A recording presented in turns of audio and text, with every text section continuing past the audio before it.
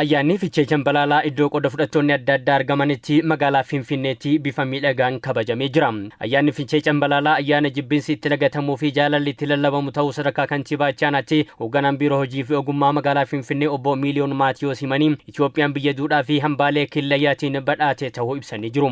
Abbootiin Sidaamaa duudhaa dinqisaa kana tiksuudhaa fi kunuunsanii dhalootatti dabarsuun har'aan gahanii kabajatu malaa kan jedhan obbo Miiliyoon Maatiyoos dhaloonni har'aasii qabeenya biyyaa fi addunyaa ta'e kana kunuunsuun dhalootatti dabarsuun dirqama ta'uu dubbatanii jiru. Cambalaalaa ba'aal ላይ ከሚደረጉ fiichee Cambalaalaan bara moofaarraa gara haaraatti kan itti ceenu jaalala tokkummaa fi obbolummaa kan itti lallabnu duudhaa falaasama gadi fagoo of keessaa qabu hambaa abboota keenyaati. Duudhaan kun qabeenya biyyaarra darbee kan addunyaa ta'eera. Qabeenya ajaa'ibaa kana kunuunsinee dhalootaaf dabarsuun dirqama nu warra har'a jirru ta'uu qaba. Ministeer Deetaa Ministeera Turizimii Dr. Indagana Abbabam fiichee Cambalaalaan hawwata turizimii akka biyyaatti jiran keessaa durarratti kanneen eeramanii fi dhaabbata barnoota saayinsii fi aadaa dhaabbata mootummoota gamtoomanii yuuneeskootti biyyi keenya galmeeffattee qabdu keessaatii tokko ta'imanii jiru.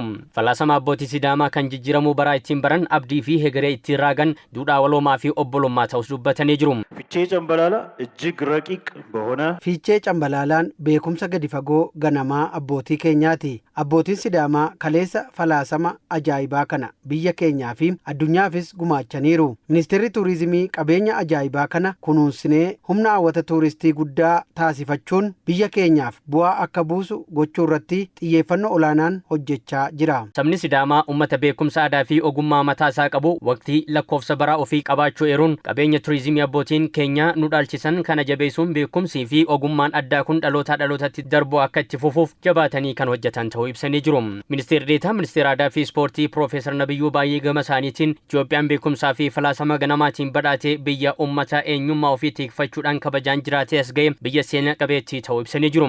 የመደመር መንግስት ህብረ ብሔራዊት የወል ኢትዮጵያን የመገንባት እሳቤም mootummaan ida'amuu seenessa waloo ijaaruuf carraaqqii olaanaa gochaa jiruun duudhaaleen uummata Itoophiyaa hundi kan uummata maraa fi hunduu qixa ta'uu amanuuf kabajuu fi dagaagsuuf carraaqqii taasisaa jiru.